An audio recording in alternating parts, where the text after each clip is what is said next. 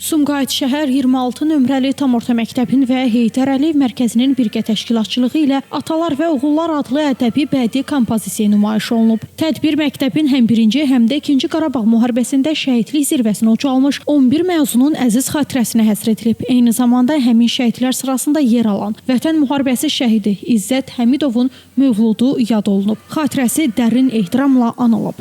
Məktəblilərin təqdimatında Atalar və Oğullar adlı ədəbi bədii kompozisiyalar nümayiş olunub. Səhnələşdirilən parçalar ata nəsihətini, oğul qeyrətini, torpaq sevgisini və şəhidlik zirvəsinin ucalığını dolğun şəkildə əks etdirib. Təqdim olunan kompozisiyaların əksəriyyətinin müəllifi məktəbin Azərbaycan dili və ədəbiyyat müəllimi Təranə Murad tərəfindən ərsəyə gəlib. Onun qələm aldığı səhnələrdə vətənpərvərlik ideyası, Xocalı faciəsinin ağrısı və Vətən müharibəsində qazanılan tarixi zəfərin qüruru bədii dillə ifadə olunub.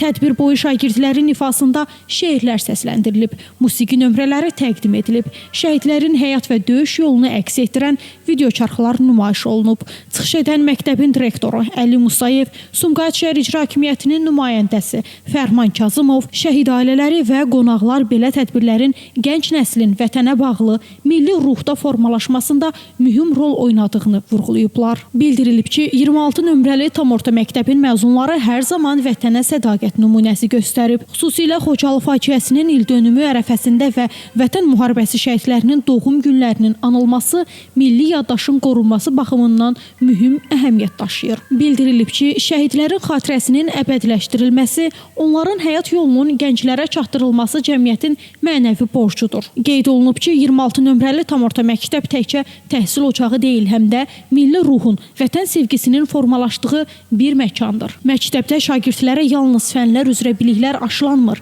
Eyni zamanda onlar vətənpərvər, dövlətinə və xalqına layiqli vətəndaş kimi yetişdirilirlər. Bu cür tədbirlər isə həmin missiyanın bariz nümunəsidir. Günay Hüseynova, Şəmistan Fikrətli, Elbrus İsmailov bugün informasiya proqramı üçün.